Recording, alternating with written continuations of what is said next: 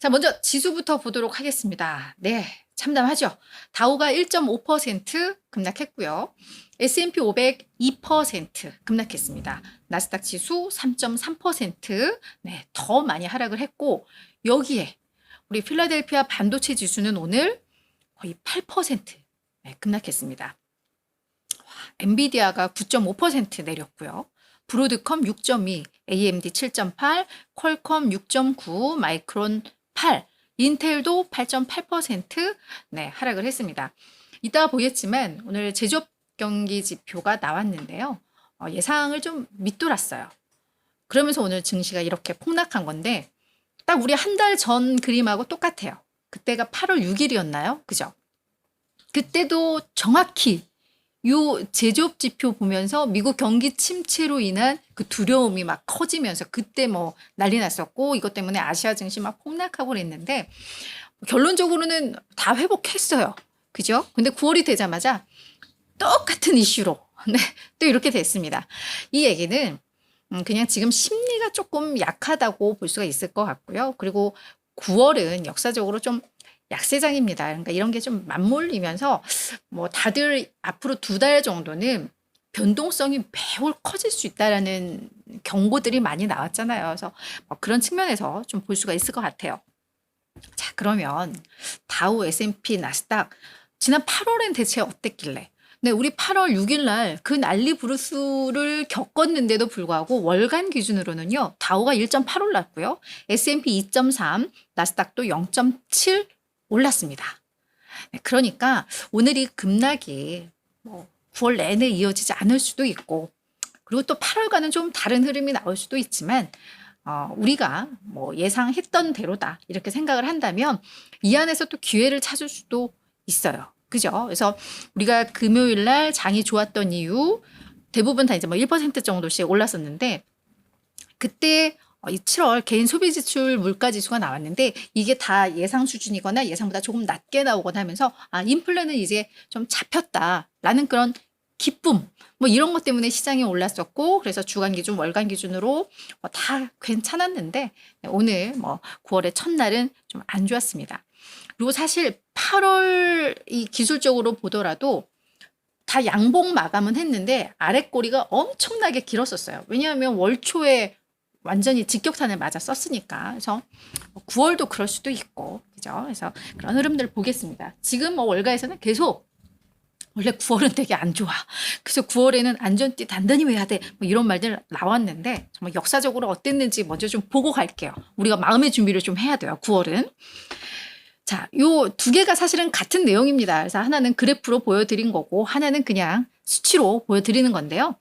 자, 이게 뭐 다우는 1897년 이후 그러니까 거의 지수 만들어진 그때부터 그냥 모두 다 평균 낸 겁니다. S&P 1928년, 나스닥 1971년 그때부터 이제 9월 뭐 1월부터 매월 평균 주가 수익률을 나타낸 건데요.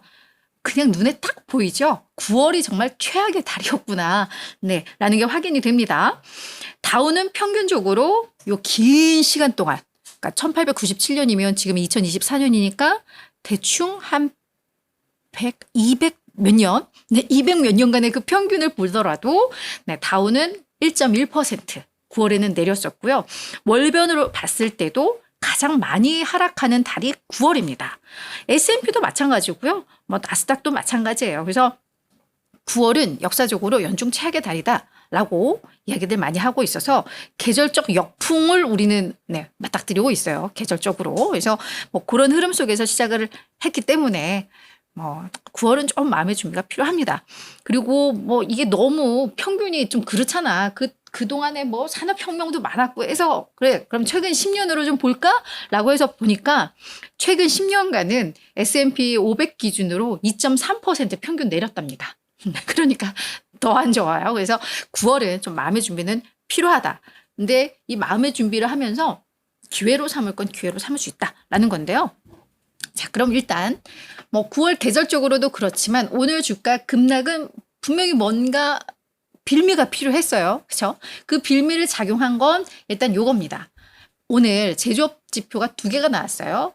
ISM에서 집계하는 것과 S&P 글로벌에서 집계하는 제조업 구매 관리자 지수가 오늘 동시에 나왔는데, 먼저 ISM, 이게 더 시장에서는 조금 더 신뢰를 하는데 이게 47.2 기록을 했습니다. 전월에 요 지표 때문에 급락했던 건데 그때 46.8이었거든요. 그래서 8월보다는 좀 나아. 근데 월가의 예상을 좀 밑돌았고 이 위축 국면이 이어지고 있다라는 점에 있어서 뭐 똑같아요. 또 미국 경제 어떻게 뭐 이런 거.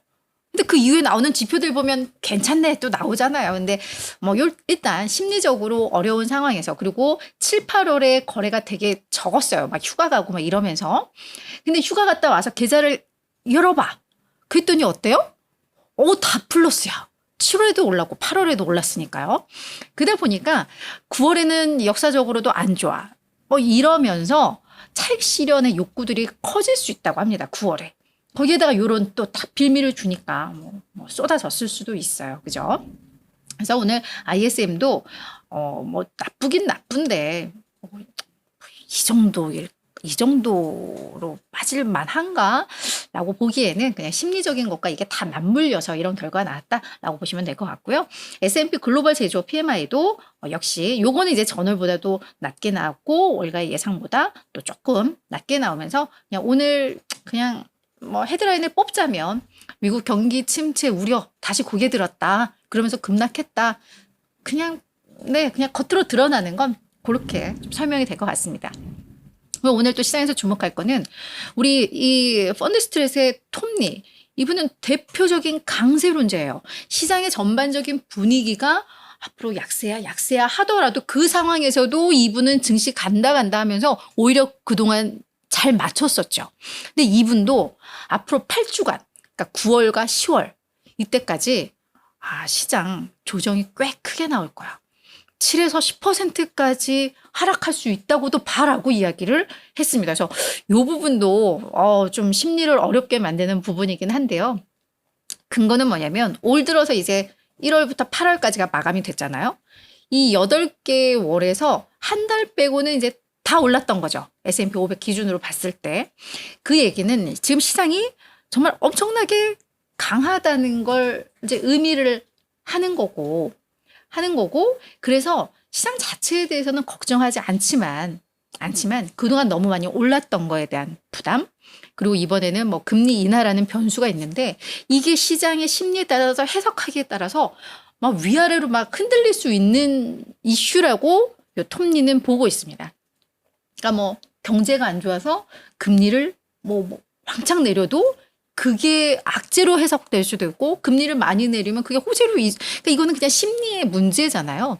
그렇기 때문에 또 뭐 경제 상황이 괜찮다라고 연준이 판단해서 25bp만 내렸을 때 뭐 이거에 대해서 더 실망을 할 수도 있고 뭐 이런 변수 때문에 일단은 많이 좀 밀릴 수 있다라는 거. 그리고 대선을 이제 또 앞두고 있기 때문에 아마 9월과 10월은 그동안에 많이 올랐던 거에 대한 또 이런 반작용도 나올 수 있어서 조정이 좀 깊어질 수 있는데, 근데 결론은 우리는 우상향이야. 그래서 이렇게 밀리면 그때 매수 기회로 삼으면 돼 라고 이야기를 하고 있어요. 그래서 8주간 7에서 10% 내려 하면은 움찔하죠. 그렇지만 이 사람이 얘기하고 싶은 건 뒤의 내용 같아요. 그래서 이거를 매수 기회로 삼자라는 게 아닌가, 이렇게 또 판단이 되는 것 같고요.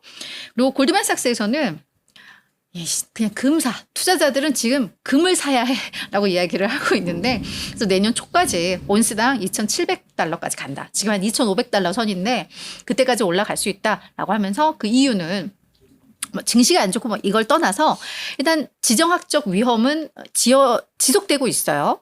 그 가운데 금리 인하는 이제 다가오고 있어요. 그런 때라면 금이 가장 투자하기에 안전해라고 이야기를 하고 있는 겁니다. 그러면서 특히 신흥 국가들의 중앙은행들이 금을 어마무시하게 지금 사고 있어 라고 이야기를 하고 있는데, 실제로 2022년 중반 이후 그 이전과 비교했을 때 3배 이상 금 매수가 좀 늘었다고 합니다. 그래서 수요가 많다 보면 결국 오른다. 지금 이런 상황들이 또 금에 대한 수요를 늘릴 수 있는 상황이 된다라고 해서 이런 투자 조언도 좀 나왔다라는 거 참고하셨으면 좋겠습니다. 그리고 오늘은 이제 이 제조업 지표로 인해서 많이 좀 두드려 맞았는데요. 사실 이번 주에는 고용 보고서들이 줄줄이 나오는 이번 주입니다. 그래서 수, 목, 금 해서 계속해서 주요 고용 지표들, 그러니까 뭐 구인 이직 보고서, ADP 고용 보고서, 그래서 노동부에서 발표하는 또 고용 보고서 이게 그냥 줄줄이 나올 거기 때문에 그거에 대한 좀 경계감, 이것까지 그냥 맞물렸다 이렇게 보시면 될 것 같습니다.